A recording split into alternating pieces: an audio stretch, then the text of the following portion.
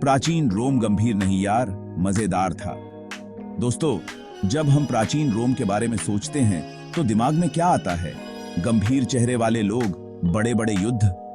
लेकिन यार, क्या हमेशा इतना सीरियस ही रहना जरूरी है?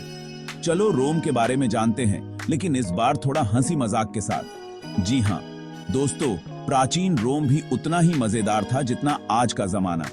रोम के लोग भी हमारी तरह ही थे।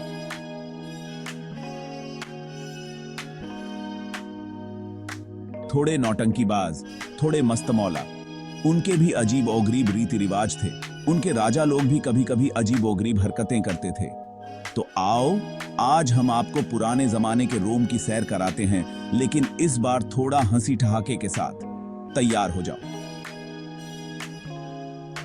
क्योंकि रोम वालों की दुनिया में बोरियत को कोई जगह नहीं है।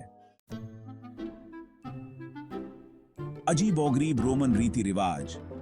रोम के लोगों के कुछ रिवाज तो इतने अजीब थे कि आप सोचोगे ये क्या बकवास है। जैसे कि क्या आप जानते थे कि रोम में लोग अपने घर के दरवाजे पर नमक और रोटी रखते थे?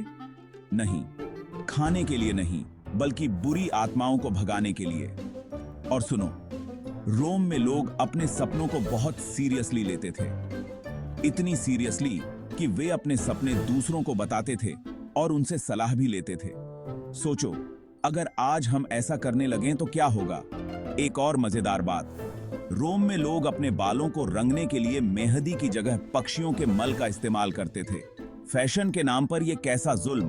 तो देखा दोस्तों, रोमन लोग भले ही बहुत एडवांस्ड थे, लेकिन उनके कुछ रिवाज आज हमें हंसाने के लिए काफी हैं। रोमन इतिहास एक मजेदार नजरिया। रोमन इतिहास सिर्फ युद्धों और जीत का इतिहास नहीं है, बल्कि इसमें कई मजेदार किस्से भी छुपे हुए हैं। जैसे कि क्या आप जानते थे कि जूलियस सीजर, जो रोम का एक बहुत बड़ा राजा था, गंजा होने पर बहुत शर्मिंदा रहता था? इतना ही नहीं, जूलियस सीजर को एक बार समुद्री डाकुओं ने पकड़ लिया था। जब उन्होंने डाकुओं से कहा कि वे उसके लिए 20 टैलेंट चांदी की फिरौती मांगें, तो डाकुओं ने हंसकर कहा, नहीं, हम 50 टैलेंट लेंगे। सीजर को अपनी कीमत बढ़ाने के लिए खुद ही डाकुओं से बहस करनी पड़ी।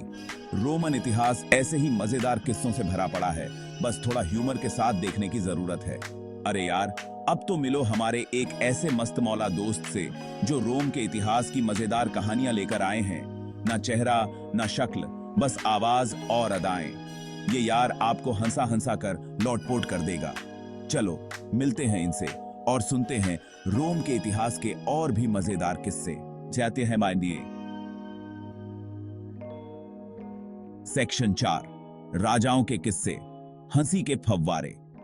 रोमन राजाओं में से कई तो ऐसे थे जिनके किस्से सुनकर आपकी हंसी नहीं रुकेगी। जैसे कि राजा कैलिगुला ने अपने घोड़े को इतना प्यार करता था कि उसने उसे मंत्री बनाने की कोशिश की थी।